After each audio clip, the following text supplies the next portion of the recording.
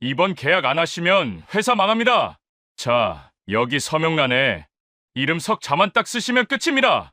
부회장이 회장의 손에 펜을 쥐어줬습니다. 3조 원짜리 투자 계약, 펜촉이 종이에 닿아 잉크가 번지기 시작한 바로 그때 쨍그랑 찻잔을 나르던 가정부가 은쟁반을 바닥에 내동댕이 쳤습니다. 회장님, 속지 마십시오. 이건 투자가 아니라 강도질입니다. 부회장이 악을 쓰며 달려들었습니다. 가정부 주제에 무슨 헛소리야? 너 영어 한 글자라도 읽을 줄 알아? 그 가정부는 유창한 영어로 계약서를 줄줄 읊기 시작했고 그 자리에 있던 모든 사람의 얼굴이 하얗게 질렸습니다. 오늘의 사연 지금 시작합니다. 오늘도 함께 해주셔서 감사합니다. 구독과 좋아요를 눌러주시면 여러분에게 행운이 가득 찾아올 거예요. 오늘 하루도 행복하고 기쁜 일만 가득하시길 바랍니다. 세상 모든 사연을 정성스레 녹여내서 전하는 꼬부기네입니다. 저희 영상은 실화 바탕의 재구성 또는 창작된 시나리오를 바탕으로 제작되었으며 시각적인 몰입감을 위해 AI 생성 이미지를 활용했습니다. 따뜻한 마음으로 시청해 주시면 감사하겠습니다. 무더운 여름 오후 독고 그룹 회장의 저택 거실에는 에어컨 바람이 쉴 새 없이 돌아가고 있었습니다. 창밖으로는 짙은 녹음이 햇빛에 반짝이고 있었지만 거실 안의 공기는 차갑고 팽팽했습니다. 대리석 바닥 위로 놓인 원목 테이블에는 수십 장의 영문 서류가 가지런히 펼쳐져 있었고 그 앞에 독고진 회장이 등받이가 높은 가죽 의자에 앉아 있었습니다. 여든을 앞둔 노인의 얼굴에는 깊은 주름이 패여 있었지만 눈빛만은 여전히 날카로웠습니다. 독고진 회장의 맞은편에는 제갈태 부회장이 양복 소매를 반듯하게 여미며 자리를 잡고 있었습니다. 제갈태 부회장의 옆으로는 영국에서 날아온 투자사 바이어 3명이 나란히 앉아 서류를 넘기고 있었습니다. 회장님, 오늘이 어떤 날입니까? 우리 독고 그룹이 세계로 뻗어나가느냐, 마느냐가 결정되는 운명의 날 아닙니까? 제갈태가 간이라도 빼줄 듯 살갑게 몸을 기울이며 입을 열었습니다. 이번에 영국놈들 돈 3조 원만 딱 들어오면요. 우리 그룹 가치가 하늘 높은 줄 모르고 치솟을 겁니다. 자식들한테 물려주실 때도 아주 떵떵거리실 수 있다니까요.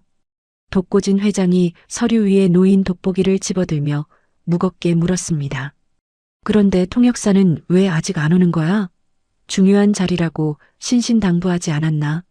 제갈태가 아주 안타깝다는 듯이 자기 허벅지를 탁 치며 고개를 저었습니다. 아이고, 회장님, 말도 마십시오.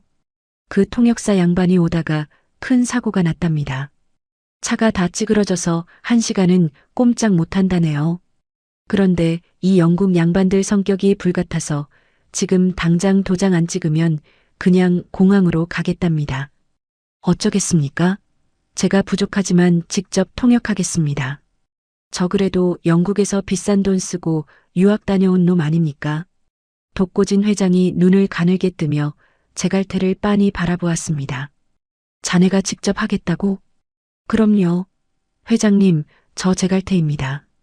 저 못 믿으십니까? 걱정 푹 놓으시고 제 입만 믿으십시오. 제갈태가 자신 있게 가슴을 두드리고는 바이어들을 향해 혀를 굴리며 유창하게 영어를 내뱉었습니다. 바이어들이 고개를 끄덕이자 독고진 회장은 그제야 의심을 거두고 돋보기를 내려놓았습니다. 제갈태가 서류 첫 장을 넘기며 아주 달콤한 목소리로 설명을 시작했습니다. 여기 보십시오. 1조는 돈 이야기입니다. 영국에서 3조 원을 빌려주고 우리는 나중에 물건 판 돈 조금 떼어주는 아주 효자 같은 조건입니다. 독고진 회장이 고개를 끄덕였습니다. 그 정도면 우리한테도 남는 장사군. 그 소리에 제갈태의 입꼬리가 살짝 떨리며 음흉한 미소가 번졌습니다. 제갈태는 종이를 넘길 때마다 입에 침도 안 바르고 거짓말을 보탰습니다. 구조에 적힌 재산 몰수라는 무시무시한 조항을 보고는 회장님, 이건 돈 빌려준 사람들 안심시키는 아주 형식적인 종이 쪼가리입니다. 라고 둘러댔고 12조의 정린 경영권 양도는 우리랑 같이 의논해서 회사를 키우겠다는 좋은 뜻입니다라고 가짜 설명을 늘어놓았습니다. 바로 그때 주방에서 은쟁반에 찻잔을 올린 서이율이 거실로 조용히 걸어 들어왔습니다. 하얀 앞치마를 두른 서이율은 고개를 살짝 숙인 채 거실 바닥 소리도 안 나게 다가갔습니다. 서이율의 손은 능숙하게 찻잔을 하나씩 내려놓았고 그 동작은 3년간 이 저택에서 다져온 습관처럼 자연스러웠습니다. 서이율이 독고진 회장 앞에 찻잔을 놓으려는 순간 테이블 위에 펼쳐진 서류의 한 문장이 가슴을 퍽 쳤습니다. 에브설루트 에셋 포퍼 처절대적 자산 몰수. 그 문장을 본 순간 서이율의 손이 바들바들 떨렸습니다. 찻잔을 쥔 손가락 끝이 허옇게 질렸고 숨이 턱 막혀 소리조차 나오지 않았습니다. 서이율은 침착하게 찻잔을 내려놓는 척하며 실눈을 뜨고 서류를 훑쳐 내려갔습니다. 9조, 12조, 15조. 한 번 본 글자는 사진을 찍듯 외워버리는 서이율의 머릿속에 사기 계약의 전말이 훤히 그려졌습니다. 이건 투자 계약이 아니라 강도질이었습니다. 독고진 회장의 평생 피땀 눈물이 서린 전 재산과 회사 경영권을 한꺼번에 뺏어버리려는 흉악한 덫이었습니다. 서명하는 순간 회장님은 알거지가 되어 길바닥으로 나앉게 될 판이었습니다. 서이율은 아랫입술을 꽉 깨물었습니다. 심장이 터질 듯이 뛰었지만 겉으로는 아무렇지 않은 척 바이어들 앞에 찻잔을 놓으며 테이블을 한 바퀴 돌았습니다. 제갈태가 기다렸다는 듯이 만년필 뚜껑을 열어 독고진 회장에게 내밀었습니다. 회장님, 자 어서요. 영국 양반들 시계 보는 거 안 보이십니까?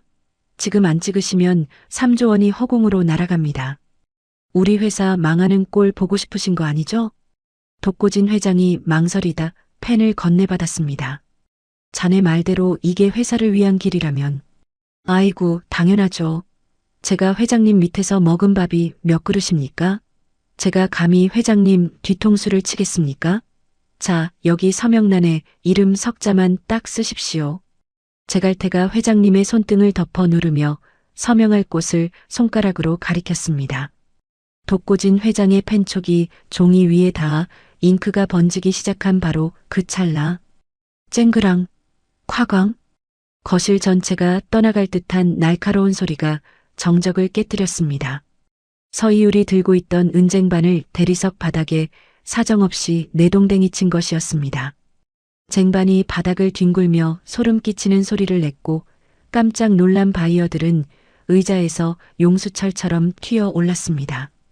독고진 회장의 손이 멈췄고 다 잡은 고기를 놓치게 생긴 제갈태의 얼굴이 험악하게 일그러졌습니다.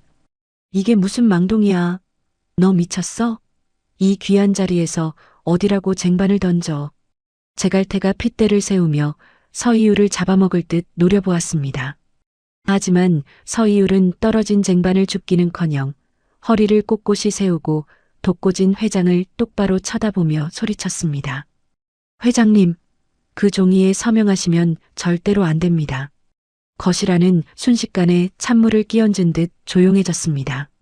제갈태가 주먹을 쥐고 다가와 윽박질렀습니다. 이 여편네가 노망이 났나? 일개 가정부 주제에 어디서 감히 회장님 하시는 일에 토를 달아? 여봐라. 당장 이 여자 끌어내. 서이율은 눈 하나 깜빡하지 않았습니다. 오히려 독고진 회장의 눈을 보며 간절하게 외쳤습니다. 회장님, 속지 마십시오. 저 부회장이 말하는 건 다 새빨간 거짓말입니다. 구조를 보십시오. 돈을 빌려주는 게 아니라 회장님 재산을 몽땅 뺏겠다는 소리입니다. 12조는 회장님을 회장 자리에서 쫓아내겠다는 독소 조항이고요. 도장 찍는 순간 이 집도 회사도 다 저 사람들 것이 됩니다. 독고진 회장의 눈이 경악으로 물들었습니다. 노인의 손에서 펜이 툭 떨어져 테이블 위를 굴러갔습니다. 뭐라고? 내 재산을 뺏는다고? 제갈태가 서이율의 팔을 거칠게 낚아챘습니다. 이 미친년이 어디서 배운 것도 없이 헛소리를 짓거려.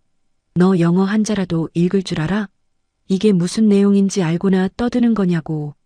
서이율은 제갈태의 손을 세차게 뿌리치고는 바이어들을 향해 얼음장같이 차갑고 유창한 영어로 쏘아붙이기 시작했습니다. 9조 2항, 당신들이 마음대로 자산을 뺏겠다는 조항 맞죠? 12조 1항. 경영권까지 다 가져가겠다는 도둑놈 신부 아닙니까? 거기다 15조에는 위약금을 재산의 2배로 물린다고 써놨는데 이게 계약입니까? 사기입니까? 서이율의 입에서 나오는 영어는 바이어들의 코를 납작하게 만들 만큼 정확했습니다. 바이어들은 얼굴이 하얘져서 서로 눈치만 살피더니 누가 먼저랄 것도 없이 서류를 가방에 쑤셔 넣기 시작했습니다. 제갈태는 입술을 바르르 떨며 횡설수설했습니다.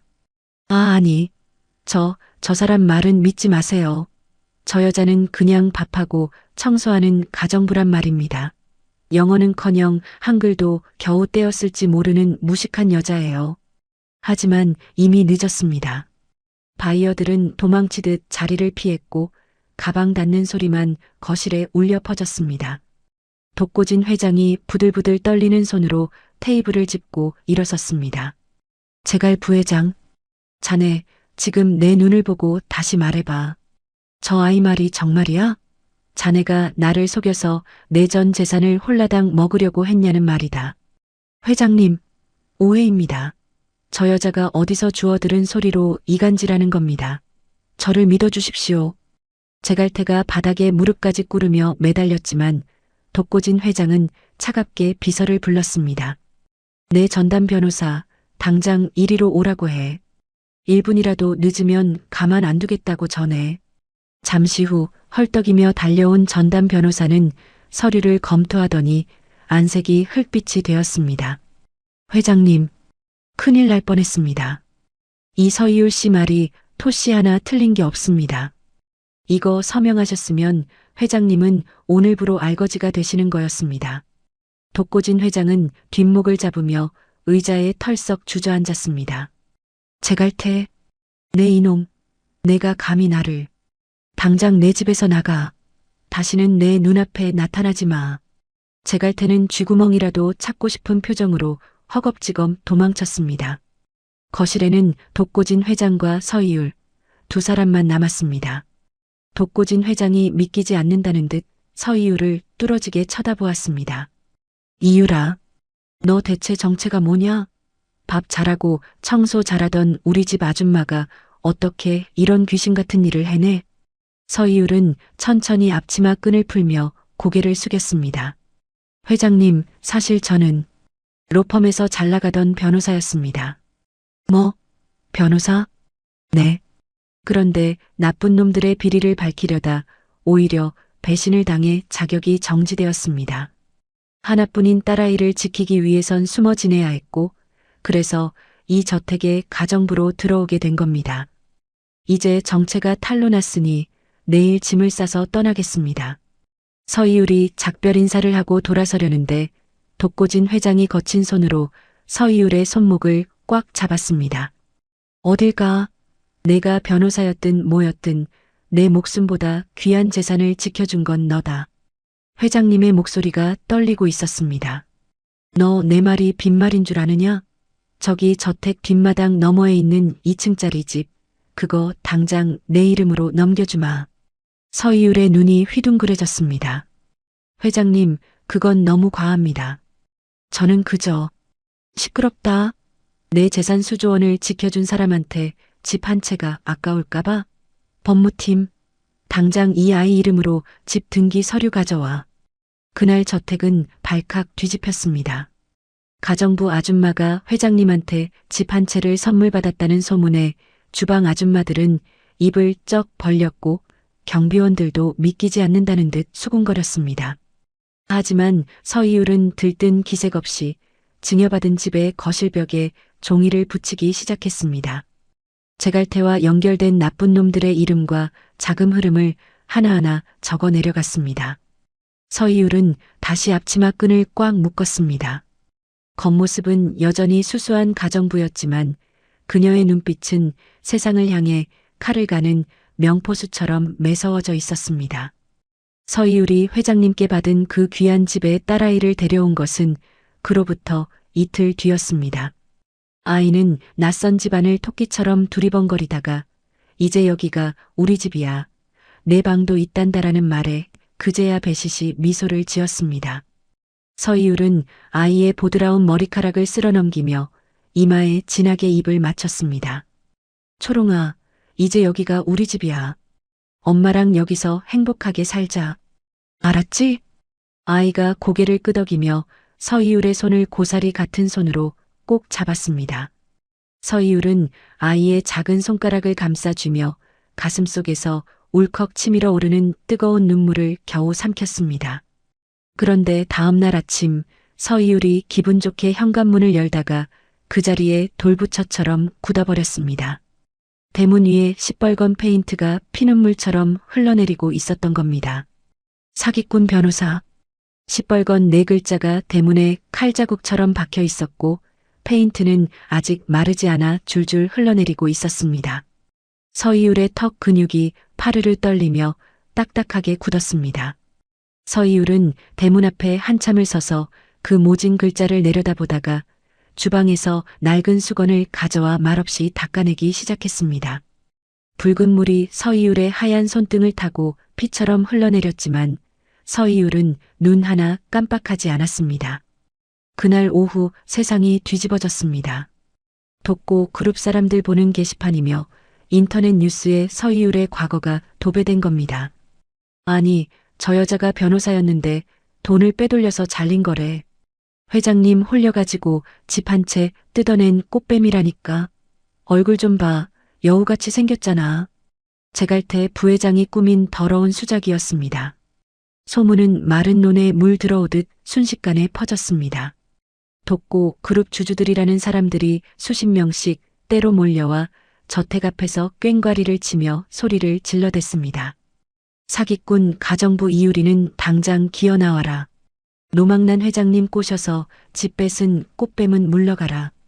저택 담장 너머로 들려오는 험악한 고함 소리에 서이율의 딸 초롱이가 귀를 막으며 몸을 벌벌 떨었습니다. 서이율은 가슴이 찢어지는 것 같았지만 아이를 얼른 안아 올려 방으로 데려갔습니다. 초롱아, 무서워하지 마.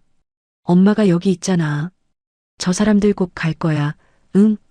아이의 눈가에 맺힌 눈물을 닦아주며 서이율은 등 뒤로 감춘 주먹을 피가 나도록 꽉 쥐었습니다.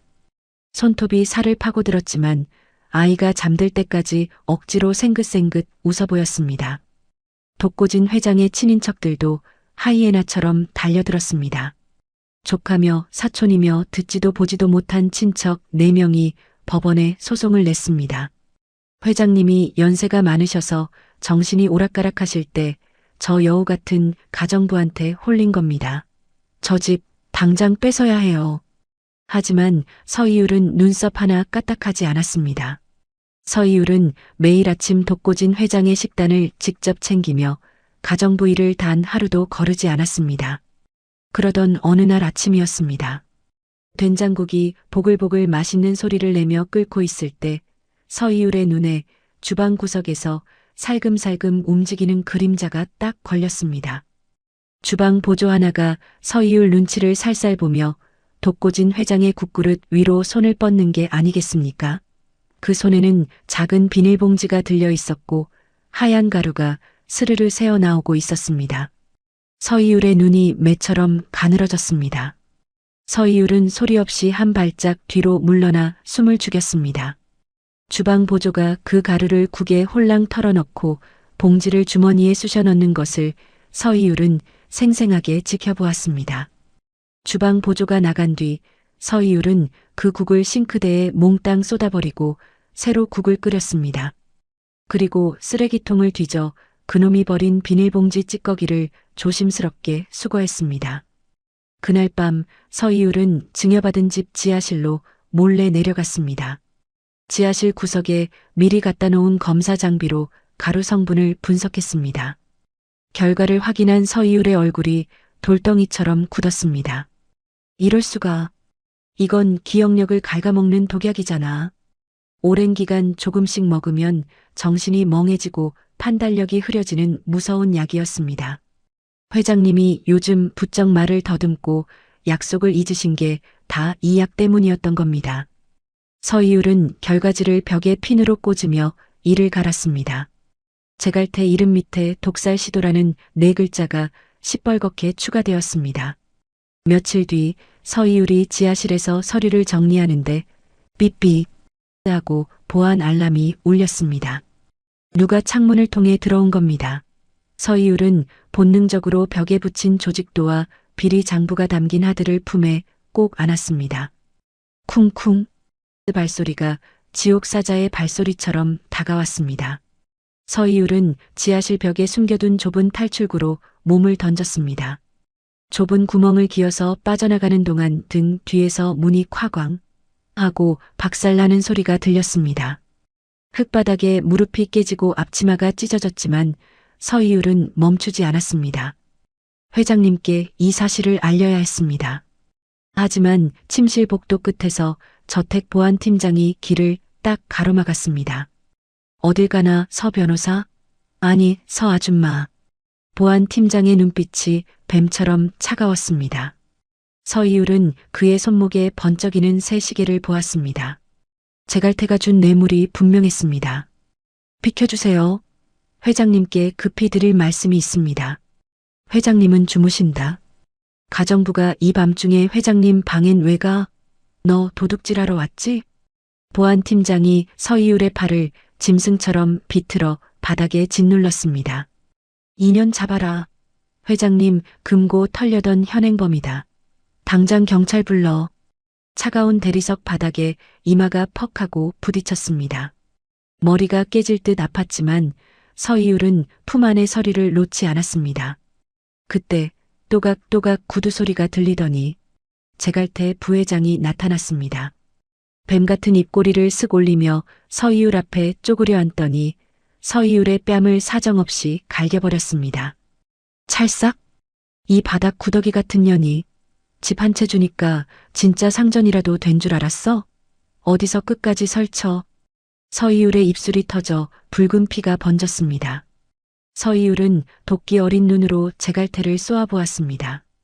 제갈태는 그 눈빛에 순간 멈칫하더니 소리를 질렀습니다. 뭐해? 당장 경찰에 넘겨. 특수절도야. 경찰차에 실려가기 직전 제갈태가 서이율의 귀에 입을 바짝 대고 뱀처럼 속삭였습니다. 내 딸내미 지금 그 집에서 혼자 울고 있겠지?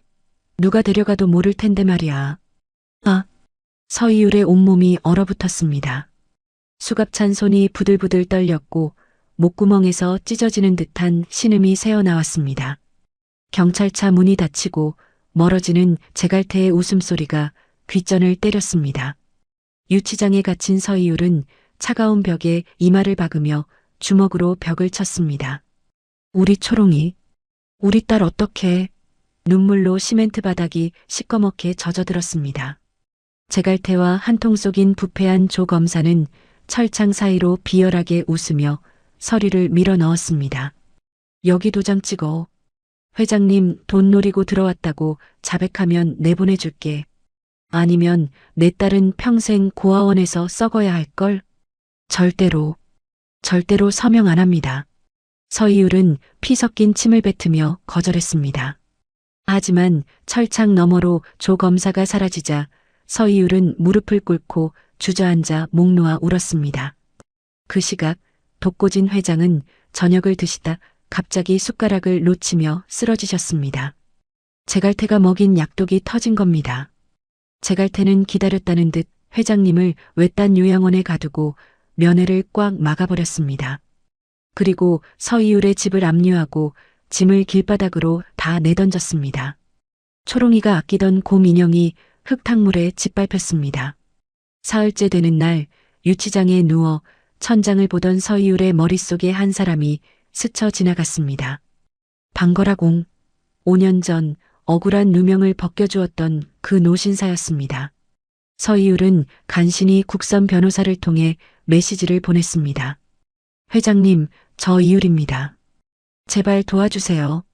다음 날 아침 경찰서 앞이 떠들썩해졌습니다. 검은 세단 수십 대가 줄지어 서더니 우리나라에서 제일 잘 나간다는 변호사들이 떼거지로 몰려온 겁니다. 그리고 지팡이를 짚은 방거락 옹이 직접 유치장으로 걸어 들어왔습니다. 이율아, 많이 기다렸지?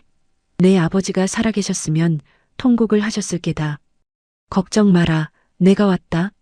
방홍의 거친 손을 잡는 순간 서희율은 참았던 울음이 터져 나왔습니다. 회장님, 우리 딸이 목이 메어 말이 나오지 않았습니다. 방홍의 변호인단이 나서자 제갈태에 조작된 증거들이 추풍낙엽처럼 떨어져 나갔습니다. 서희율은 사흘 만에 유치장을 걸어 나왔습니다.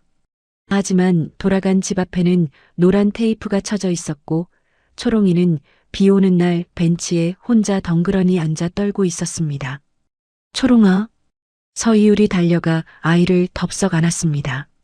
아이는 엄마 목을 꼭 껴안고 서러운 울음을 터뜨렸습니다. 쏟아지는 빗속에서 서희율은 압류된 집을 올려다보았습니다.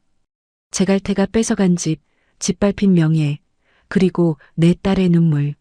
서희율의 젖은 손이 아이의 등을 감싸며 천천히 주먹을 쥐었습니다. 눈에서는 눈물이 아니라 시퍼런 불꽃이 튀고 있었습니다. 그날 밤 방옹이 마련해준 안가에서 서희율은 노트북을 켰습니다. 화면 위로 제갈태의 더러운 돈줄들이 쏟아졌습니다. 서희율은 떨리는 손으로 전화를 걸었습니다. 준서야, 나 서희율이야. 제갈태 그 인간. 내가 직접 지옥으로 보내줄 거야. 도와줄 수 있지? 전화기 너머 준서의 목소리가 들렸습니다. 기다렸습니다, 선배. 판은 다 짜놨습니다. 서희율은 잠든 딸의 얼굴을 보며 이를 악물었습니다. 제갈태, 이제 내 차례다. 내 집, 내 명예, 하나도 빠짐없이 다 찾아올 거야. 제갈태 부회장, 그 독사 같은 인간이 독고진 회장님을 서울에서 4시간이나 떨어진 첩첩산중 요양원에 가둬버렸습니다. 인적도 없는 산골짜기에 숨겨진 그 요양원은 간판도 이름도 없었고 시퍼런 철조망이 둘러쳐진 담장 너머로는 시커먼 소나무 숲만 울창했습니다. 제갈태는 요양원 원장에게 돈다발을 처먹이며 누가 와도 절대 보여주지 말라며 으름장을 놨습니다. 그러고는 회사에다가는 회장님이 오늘 내일 하신다. 이미 정신줄을 놓으셨다는 흉흉한 소문을 쫙 퍼뜨렸습니다. 개미 투자자들은 겁에 질려 주식을 팔아치웠고 독고 그룹 주가는 며칠 만에 곤두박질 쳤습니다. 제갈태는 그 떨어진 주식을 남의 이름으로 싹쓸이하며 회사를 통째로 삼킬 준비를 마쳤습니다. 한편 서희율은 안가에서 눈에 불을 켜고 회장님 행방을 찾고 있었습니다. 준서가 밤새 컴퓨터를 두드렸지만 그 영악한 제갈태가 흔적을 다 지워버려 쉽지가 않았습니다. 서희율이 관자놀이를 꾹 누르며 말했습니다. 준서야, 그 인간이 제 돈 썼을 리 없어. 회사 법인 카드 내역을 싹 뒤져봐. 어디든 꼬리가 잡힐 거야. 새벽 4시 눈이 충혈된 준서가 소리쳤습니다. 선배, 찾았습니다. 제갈태 이름으로 된 유령 회사에서 매달 2천만 원씩 강원도 산골로 빠져나가고 있어요. 이름은 청송요양원입니다. 서희율의 눈이 번쩍 뜨였습니다. 위성 지도를 보니 그건 요양원이 아니라 영락없는 감옥이었습니다. 서희율은 그 길로 차를 몰아 강원도 산골로 달려갔습니다. 하지만 입구에 무장한 덩치들이 쫙 깔린 걸 보고는 이를 갈았습니다. 저길 어떻게 뚫고 들어간담. 총든 놈들이 4명이나 버티고 있네. 서희율이 산속에서 길을 찾는 동안 서울에선 더 무서운 일이 벌어지고 있었습니다. 제갈태가 서희율을 배신했던 옛 상사 천이사를 불러들인 겁니다. 서희율이 딸내미 어디 숨겼어? 제갈태가 묻자 천이사가 비굴하게 답했습니다. 방거락 영감탱이 안가에 있습니다. 경호원들이 삼엄해서 쉽지 않네요. 그러자 제갈태가 눈을 부라렸습니다. 경호원이 10명이든 100명이든 상관없어. 그 애만 잡아오면 서희율이는 제 발로 기어나오게 돼 있어. 당장 잡아와. 서희율은 그 사실도 모른 채 제갈태의 뒤를 밟았습니다. 가정부 시절 입던 꾀재재한 점퍼에 모자를 푹 눌러 쓰고 제갈태가 드나드는 술집 뒷골목을 지켰습니다. 그러다 우연히 제갈태가 외국놈이랑 은밀히 만나는 현장을 덮쳤습니다. 우리 그룹 반도체 기술 다음 주에 넘겨주겠소. 돈은 준비됐나? 환기구 너머로 들리는 제갈태의 목소리에 서이율의 피가 거꾸로 솟았습니다. 5천만 달러, 우리 돈 수백억에 나라 기술을 팔아넘기려는 매국노 짓을 하고 있었던 겁니다. 제갈태가 화장실 간 사이 서이율은 목숨 걸고 방 안으로 뛰어들어 그 미략서를 납치해 나왔습니다. 거기서 도둑년 잡아라. 검은 양복들이 개떼처럼 몰려왔습니다. 어두운 골목을 정신없이 뛰던 서이율이 막다른 담벼락에 몰렸을 때 날카로운 칼날이 서이율의 어깨를 쫙 긋고 지나갔습니다. 아! 서이율은 비명을 삼키며 피가 철철 흐르는 어깨를 움켜쥐고 담을 넘었습니다. 쓰레기통 뒤에 숨어 숨을 죽이자 놈들의 발소리가 멀어지더군요. 서이율은 떨리는 손으로 준서에게 전화를 걸었습니다. 준서야, 나 다쳤어. 밀약서는 챙겼는데 빨리 와줘. 안가로 돌아온 서이율은 피를 닦아낼 새도 없이 노트북 앞에 앉았습니다. 회장님이 알려준 비밀 금고를 열어야 했습니다. 하지만 컴퓨터 화면엔 보안 열쇠를 꽂으라는 메시지만 떴습니다. 아뿔싸. 그 열쇠, 제갈태가 뺏어간 그 집 서재에 있는데. 서이율은 붕대를 칭칭 감고 다시 그 집으로 향했습니다. 한 손으로 담을 넘느라 어깨 상처가 터져 피가 배어 나왔지만 멈출 수 없었습니다. 서재 창문을 넘는 순간 탁 하고 불이 켜졌습니다. 제갈태가 독사 같은 눈으로 웃고 있었습니다. 가정부 주제에 발악을 하는구나. 이거 찾으러 왔어? 제갈태가 서이율의 목을 꽉 졸랐습니다. 숨이 턱 막혀 얼굴이 시퍼렇게 변해갈 때 서이율은 미리 맞춰둔 시계를 작동시켰습니다. 삐익! 저택 전체에 귀를 찢는 가스 경보음이 울려 퍼졌습니다. 제갈태가 당황해 손을 뗀 찰나 서이율은 보안 열쇠를 납치 창밖으로 몸을 던졌습니다. 잡아! 전연 죽여버려! 피가 쏟아지는 어깨를 움켜쥐고 빗물 배수관을 타고 내려와 담을 넘었습니다. 골목길에 쓰러진 서이율은 쏟아지는 빗물 속에서 무릎으로 기어 공중전화 부스로 들어갔습니다. 준서에게 마지막 위치를 찍어보내고는 그대로 정신을 잃었습니다. 다시 안가에서 눈을 뜬 서이율은 피 묻은 손으로 열쇠를 내밀었습니다. 준서야, 빨리. 이사회 열리기 전에 다 열어봐. 컴퓨터가 열리자 지옥 같은 진실이 쏟아졌습니다. 제갈태가 회장님께 먹인 약 처방전, 이번 달 안에 끝내라고 주치의를 협박한 녹음 파일까지. 서이율은 분노로 온몸을 떨며 방거락 옹에게 전화를 걸었습니다. 회장님, 지금입니다. 제갈태가 죽었다고 믿는 독고진 회장님을 이사회장에 모시고 가야 합니다. 제갈태 그놈 심장을 직접 터뜨려 버려야 해요. 서이율은 다시 붕대를 꽉 조여맸습니다. 겉모습은 여전히 수척했지만 눈빛만큼은 당장이라도 제갈태를 물어뜯을 듯 살벌하게 타오르고 있었습니다. 강원도 산골짜기 요양원 앞은 새벽 안개가 자욱해 한 치 앞도 안 보였습니다. 방거락 옹이 보낸 정예 요원 12명이 숲속에서 숨을 죽이고 있었고 요양원 정문에는 제갈태가 돈으로 산 덩치들이 총까지 차고 보초를 서고 있었습니다. 서이율은 근처 산길에 구급차를 대놓고 핸들을 꽉 잡았습니다. 왼쪽 어깨 붕대 위로 피가 배어 나왔지만 지금은 아픈 줄도 몰랐습니다. 무전기에서 방거락 옹의 묵직한 목소리가 들렸습니다. 이유라, 내 애들이 정문놈들 시선을 끌 테니 너는 신호 떨어지자마자 뒷문으로 쳐라. 폭죽 3발이다. 알겠습니다, 회장님. 준비됐습니다. 서이율은 백미러 속에 비친 제 얼굴을 봤습니다. 귀신처럼 창백하고 눈밑은 눈빛만큼은 시퍼런 칼날 같았습니다. 펑! 펑! 펑!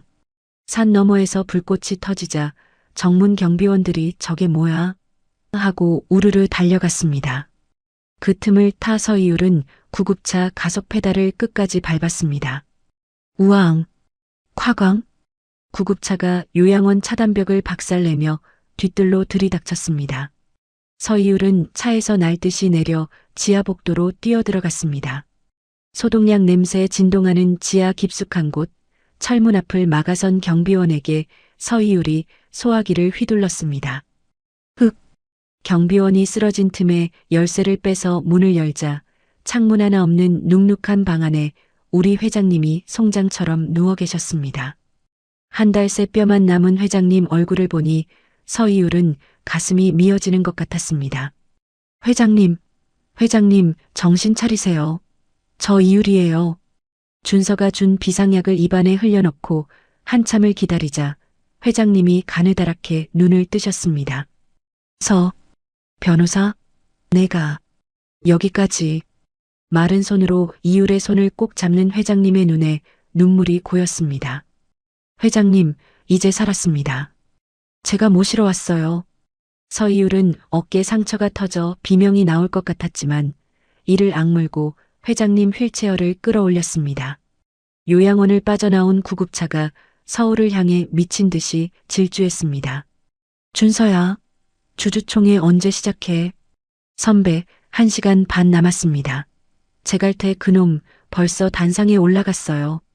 오전 11시 독고 그룹 본사 강당은 사람들로 꽉 찼습니다. 제갈태 부회장이 가짜 진단서를 흔들며 회장님이 뇌사 상태라 가망이 없습니다. 오늘 저를 새 회장으로 뽑아주십시오. 하고 너스레를 떨고 있었습니다. 주주들이 웅성거리며 찬성표를 던지려던 바로 그때였습니다. 본사 건물 앞에 멈춰 선 구급차에서 서희율이 내렸습니다.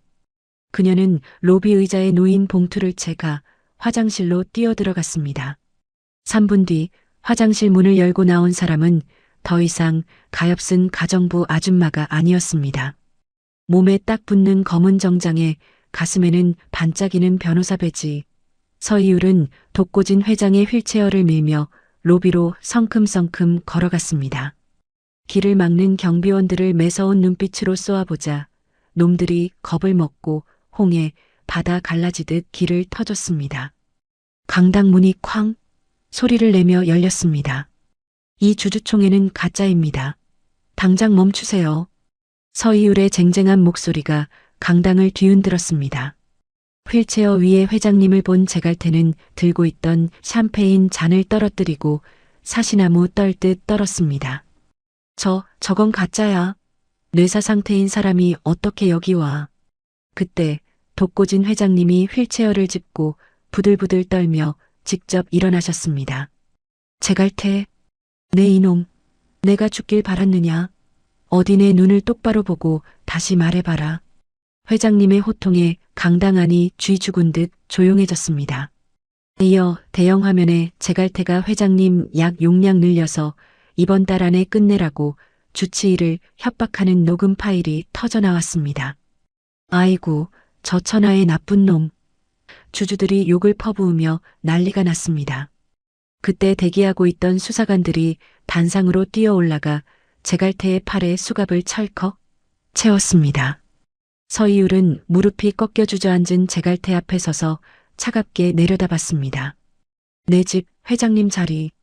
당신이 뺏어간 거 하나도 빠짐없이 다 내놓고 지옥으로 가세요.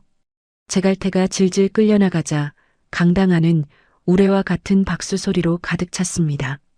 회장님은 서희율을 향해 깊이 고개를 숙이며 고맙소, 서 변호사. 정말 고맙소 하고 눈시울을 붉히셨습니다. 그날 밤 드디어 가압류가 풀린 집으로 돌아온 서희율을 향해 딸 초롱이가 달려나왔습니다. 엄마. 아이를 꽉 껴안은 서희율의 눈에서 그제야 안도의 눈물이 주르륵 흘렀습니다. 초롱아, 다 끝났어. 이제 우리 집이야. 아무도 우리 못 쫓아내. 서재로 들어간 서희율은 제갈태가 엉망으로 만든 책들을 하나씩 정리했습니다. 키보드를 두드리는 그녀의 손끝엔 이제 떨림이 없었습니다. 마당 벤치에 앉아 밤하늘을 보니 서울 하늘에 웬 별이 그렇게 초롱초롱하게 떠 있는지. 서희율은 아이의 손을 꼭 잡으며 환하게 웃었습니다. 제갈태 그 못된 놈이 포도청으로 끌려가고 나니 독고 그룹은 언제 풍랑이 일었냐는 듯 빠르게 안정을 되찾아갔습니다. 서희율 부사장은 취임 첫날부터 돋보기를 치켜세우고 회계장부를 이잡듯 뒤졌습니다. 제갈태가 몰래 빼돌린 쌈짓돈 계좌 17개를 찾아내 꽉 잠가버렸고 나라 밖으로 도망갈 뻔한 수천억 원을 다시 회사 금고로 가져왔습니다. 바닥을 기던 주가는 한 달 만에 3배나 껑충 뛰었습니다. 신문마다 독고 그룹의 구세주 서이율이라며 칭찬이 자자했고 사람들은 세상에 저런 똑순이가 어디 있다 나타났대? 하며 입을 모았습니다. 서이율은 이제 제 발로 남의 집 일을 하러 다니던 서러운 세월을 끝내기 위해 움직였습니다. 자기를 배신하고 변호사 옷을 벗게 했던 로펌 대표와 천이사라는 인간들에게 법의 매운맛을 보여주마 하고 소송을 건 겁니다. 재판은 3달 동안 불꽃이 튀었습니다. 서이율은 법정에서 허리를 꼿꼿이 펴고 당당하게 서서 그동안 모아온 증거들을 착착 내놓았습니다. 이게 당신들이 조작한 가짜 서류고 이게 제갈태한테 받은 뇌물 통장입니다. 서이율의 서슬 퍼런 공격에 천이사는 증인석에서 땀을 비오듯 흘리며 혀가 꼬였고 로펌 대표는 꿀먹은 벙어리가 되어 고개만 푹 숙이고 있었습니다. 결과는 보나 마나 서이율의 완승이었습니다. 판사님이 로펌 대표와 천이사는 수백억 원을 물어내고 서이율 변호사의 자격 정지는 당장 취소한다 하고 방망이를 땅땅땅 두드렸습니다. 판결문을 손에 든 서이율이 법원 복도를 걸어 나오는데 저만치서 로펌 대표와 천이사가 헐레벌떡 뛰어오더니 서이율 앞에 무릎을 털썩 꿇었습니다. 서 변호사님, 아니 서 부사장님, 저희가 죽을 죄를 지었습니다. 제발 한 번만 살려주십시오. 서이율은 그 비굴한 인간들을 얼음장 같은 눈으로 내려다보았습니다. 예전 같으면 화병이 날 법도 했지만 이제는 화낼 가치도 없었습니다. 용서는 제가 하는 게 아닙니다. 법이 하는 거지요. 지은 죄만큼 벌 달게 받으세요. 서이율은 뒤도 안 돌아보고 법원을 빠져나왔습니다. 그리고 승소에서 받은 돈과 회장님이 주신 그 소중한 집을 합쳐서 오랫동안 꿈꿔왔던 이율 재단을 만들었습니다. 억울한 사연 가진 아녀자들을 돕는 재단이었지요. 재단 문 여는 날 잔치는 서이율 내 앞마당에서 열렸습니다. 방거락 옹이며 준서, 그리고 이제는 얼굴에 분홍빛 혈색이 도는 독고진 회장님까지 앞자리에 앉아 싱글벙글 웃고 계셨습니다. 회장님이 지팡이를 짚고 단상에 올라 말씀하셨습니다. 이 집은 내가 우리 서 부사장한테 고마워서 준 집이요. 오늘부터 이 집을 재단 본부로 쓰시오. 고치는 비용은 내가 몽땅 낼 테니까 돈 걱정은 붙들어 매고. 회장님이 두툼한 봉투를 건네자 서이율이 허리를 굽혀 정중히 인사했습니다. 회장님 정말 감사합니다. 에이 고맙긴. 이 집이 이제 나보다 더 어려운 사람들 살리는 집이 된다는데 내가 더 기쁘지. 재단 문을 열자마자 상담 전화가 불이 났습니다. 매 맞는 아내, 사기당한 할머니, 억울하게 직장에서 쫓겨난 엄마들이 울며불며 찾아왔습니다. 서이율은 그들의 손을 꼭 잡고 걱정 마세요. 제가 있잖아요 하며 밤낮 없이 뛰었습니다. 엄마가 TV 뉴스에도 나오고 사람들에게 박수를 받자 딸 초롱이도 달라졌습니다. 늘 구석에서 기죽어 지내던 아이가 학교에 가서 우리 엄마는 사람들을 구해주는 영웅이야 하고 자랑을 했다는군요. 담임 선생님께 그 소리를 전해 들은 서이율은 수화기를 붙잡고 한참 동안 소리 없이 울었습니다. 독고진 회장님은 초롱이를 수양 손녀로 삼았습니다. 일요일만 되면 회장님이 서이율 네 집으로 마시를 오셔서 우리 강아지 오늘 학교에서 뭐 했어? 하고 묻는 게 일과가 되었습니다. 고독하던 회장님 식탁에 아이 웃음소리가 꽃처럼 피어났습니다. 서이율은 가끔 앞치마를 두르고 회장님 댁을 찾아가 직접 밥을 지어 올렸습니다. 아니, 부사장님이 직접 밥을 하러 오면 어떡해? 내가 미안해서 밥알이 안 넘어가네. 서이율이 국그릇을 놓으며 환하게 웃었습니다. 회장님, 저 원래 이 집 가정부였잖아요. 저는 가끔 그때 회장님 잔소리 듣던 게 그립답니다.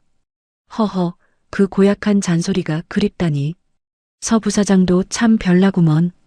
두 사람은 마주보며 소리내어 웃었습니다. 이제 두 사람은 주인이랑 일꾼이 아니라 서로의 속까지 털어놓는 인생의 짝꿍이 된 것이지요. 준서도 재단으로 와서 나쁜 놈들 잡는 기술 지원을 맡아 서희율의 든든한 오른팔이 되었습니다. 서희율이 쓴 책은 나오자마자 불티나게 팔려 전국에 희망을 전했습니다. 어느 저녁 서희율은 재단 대문에 회장님이 직접 써서 보낸 현판을 발견했습니다. 이율재단. 가장 낮은 곳에서 가장 높은 곳을 본 사람의 집. 그 글귀를 읽는 서희율의 눈시울이 뜨거워졌습니다. 그날 밤 서희율은 딸아이를 꼭 껴안고 악몽 하나 없이 단잠을 잤습니다. 하지만 호사다마라 했던가요? 일주일 뒤 서희율이 딸과 함께 생전 처음 여행을 가려고 공항에 갔을 때였습니다. 비행기 탈 생각에 들떠있던 초롱이가 엄마 비행기다 하며 좋아하고 있었지요. 서희율도 모처럼 커피 한 잔의 여유를 즐기며 창밖을 보고 있었습니다. 그때 공항 직원이 상자 하나를 들고 왔습니다. 고객님 앞으로 온 선물입니다.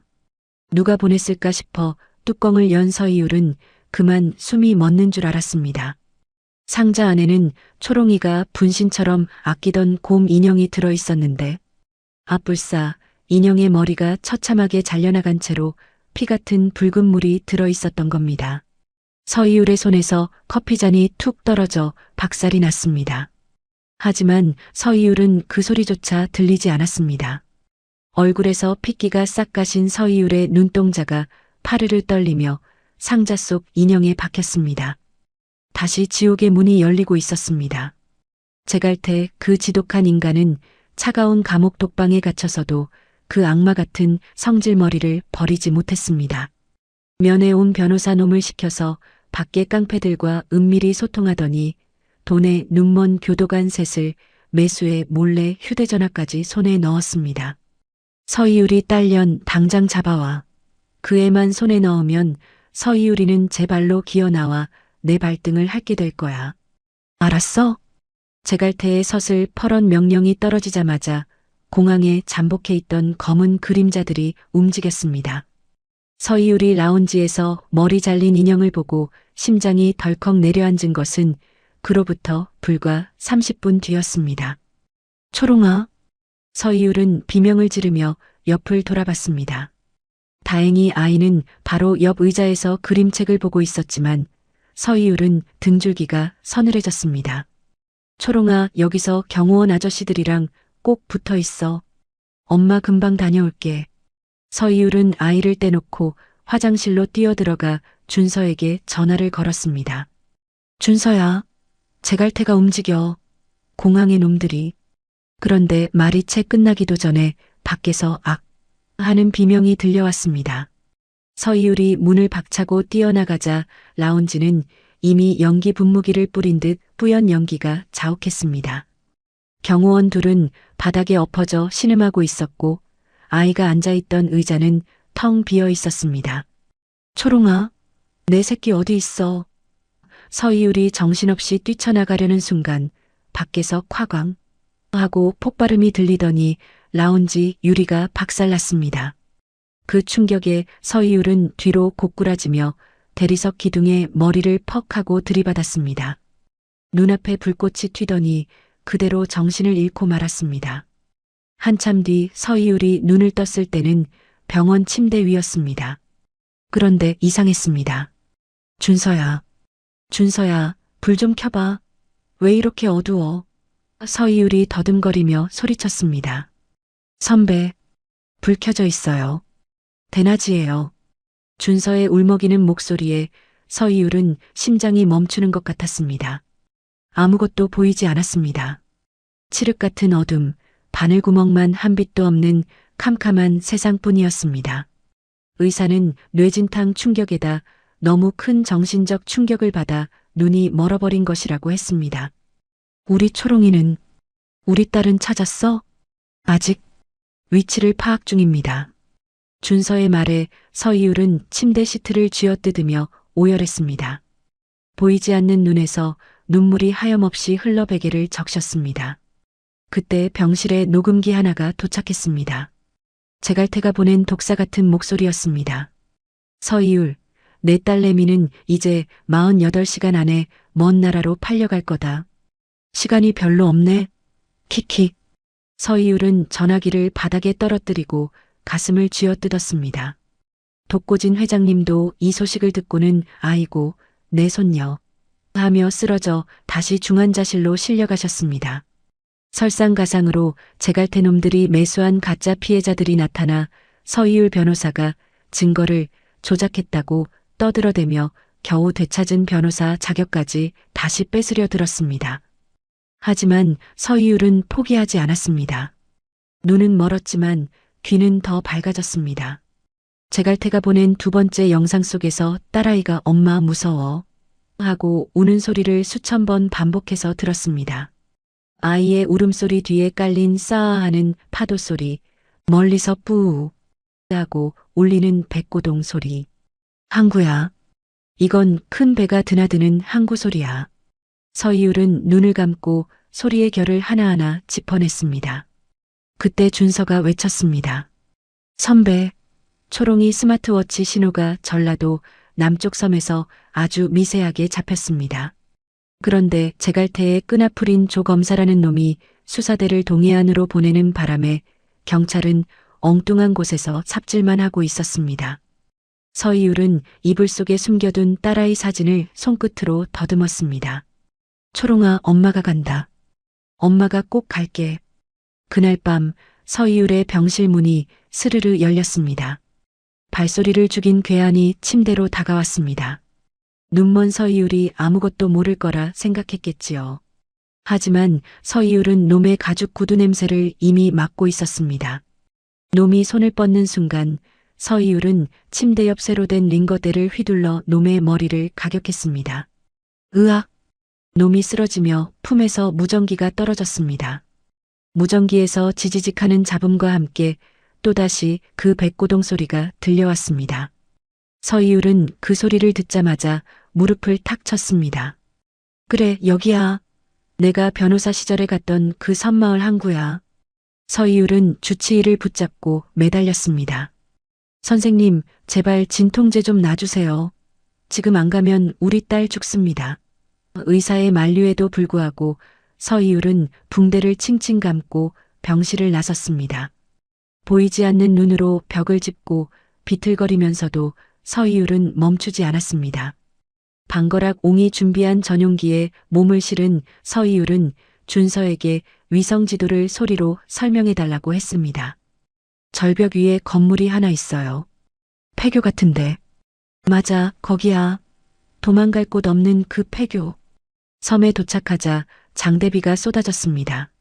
앞은 안 보이고 빗줄기는 뺨을 때렸지만 서이율은 준서의 팔을 잡고 진흙탕을 헤치며 절벽 위로 향했습니다.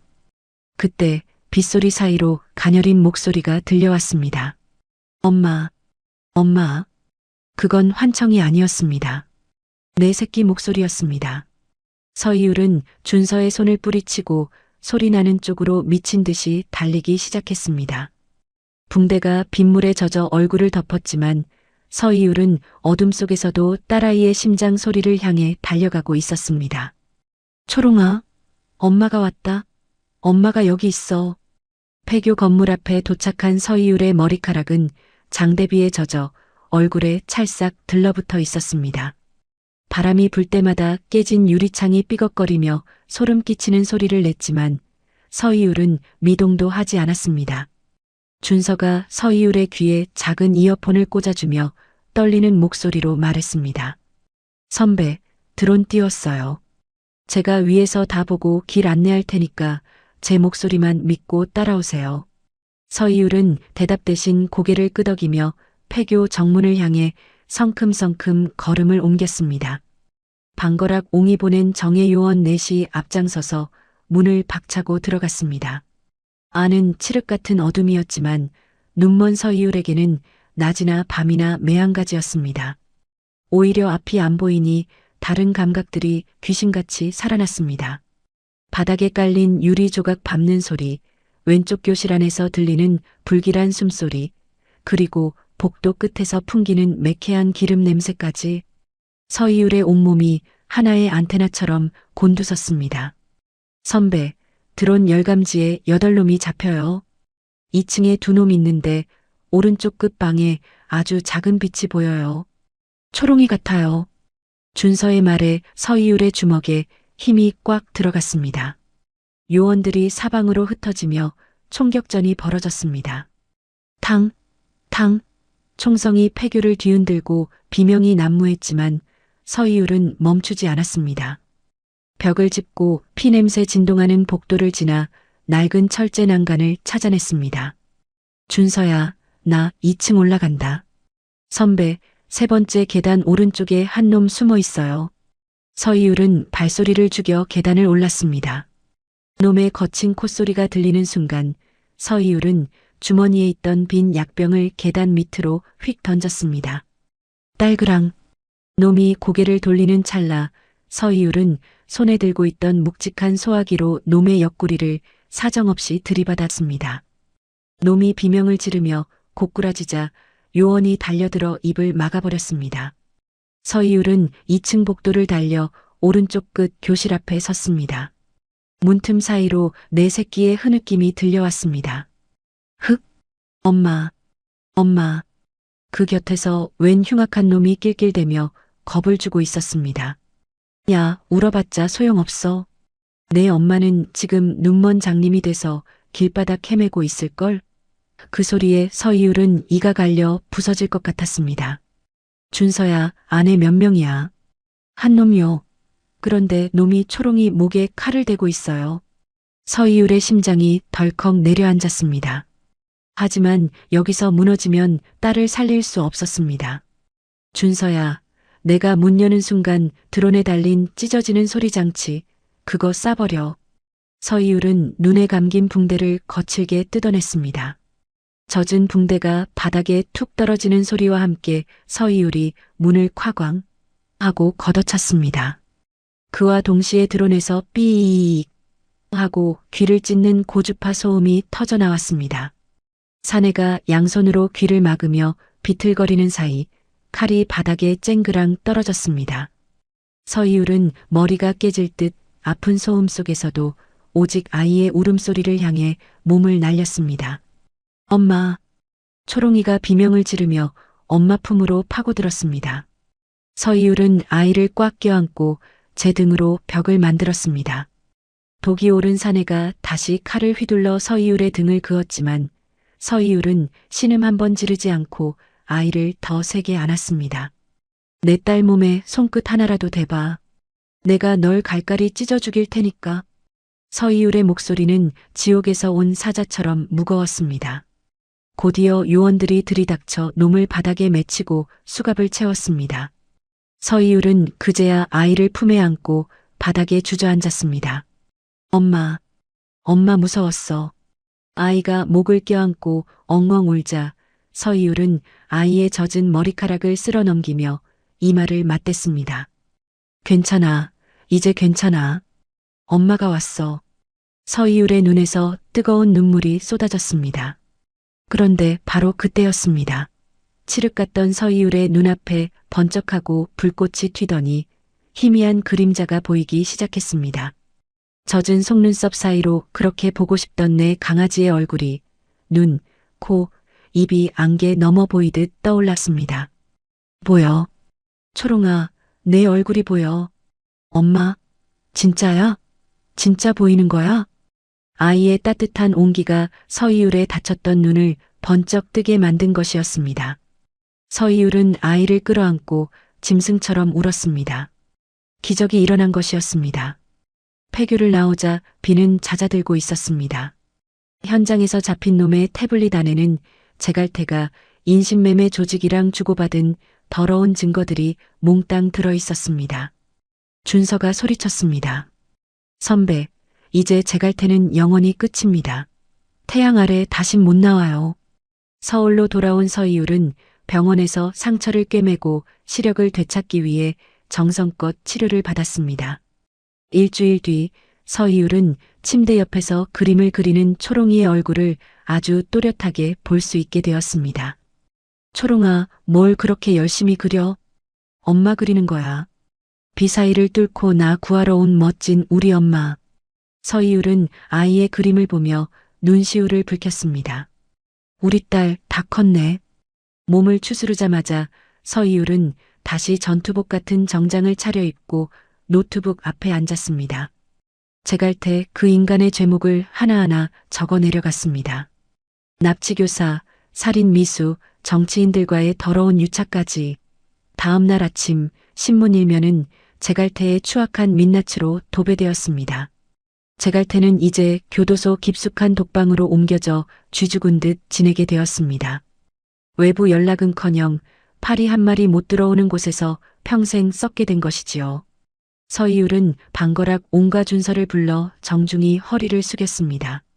두 분 아니었으면 제 목숨보다 귀한 딸을 잃을 뻔했습니다. 정말 고맙습니다.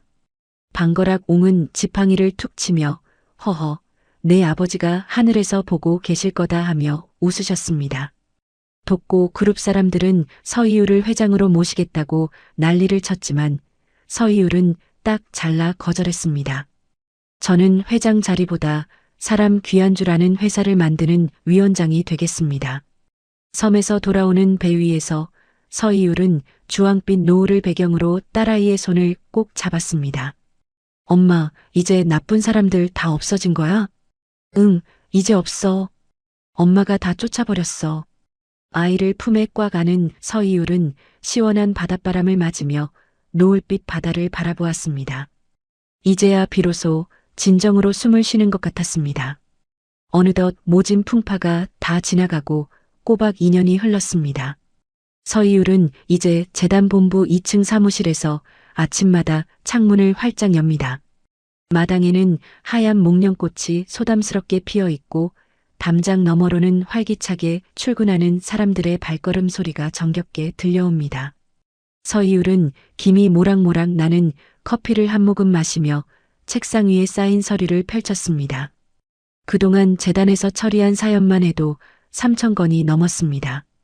변호사님 덕분에 매 맞던 지옥에서 탈출했어요 하며 아이 손을 잡고 새 출발한 엄마들, 전세 사기당해 길바닥에 나앉을 뻔했는데 보증금을 되찾았어요 하며 눈물 짓던 어르신들.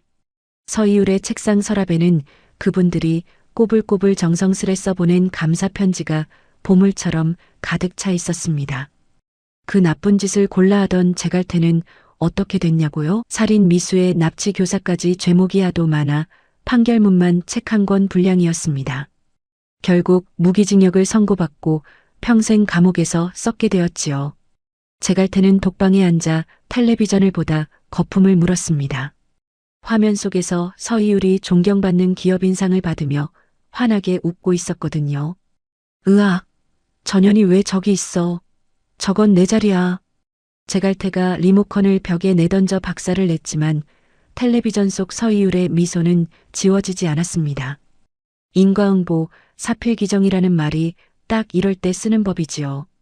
독고진 회장님은 이제 경영 일선에서 싹 물러나셨습니다. 회장님이 뭘 하시나 했더니 재단 바로 옆집에 아담한 독고 서점을 내셨지 뭡니까? 서점 간판도 회장님이 직접 붓글씨로 정성껏 써서 걸었습니다. 매일 오후 3시만 되면 회장님은 돋보기를 코끝에 걸고 나무 의자에 앉아 동네 아이들에게 옛날 이야기를 읽어주십니다. 옛날 옛적에 아주 나쁜 용이 나타났는데 말이야. 아이들이 옹기종기 모여 그래서요? 그래서 어떻게 됐어요?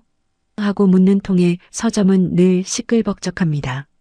결벽증에 까칠하던 예전의 회장님 모습은 온데간데 없고 아이들 손때 묻은 책장도 허허 웃으며 넘기는 인자한 할아버지가 되셨습니다. 서이율의 딸 초롱이도 학교 끝나면 서점으로 달려와 회장님 무릎을 차지합니다. 할아버지, 우리 엄마도 저번에 나쁜 용 물리친 기사님 맞죠? 허허, 그럼. 내 엄마가 이 할아버지 목숨까지 구한 천하제일 검객이었지. 서이율은 재단 마당에서 봉사자들과 함께 배식 활동을 합니다. 앞치마를 두르고 국을 퍼주는 모습이 예전 저택 가정부 시절이랑 똑같습니다.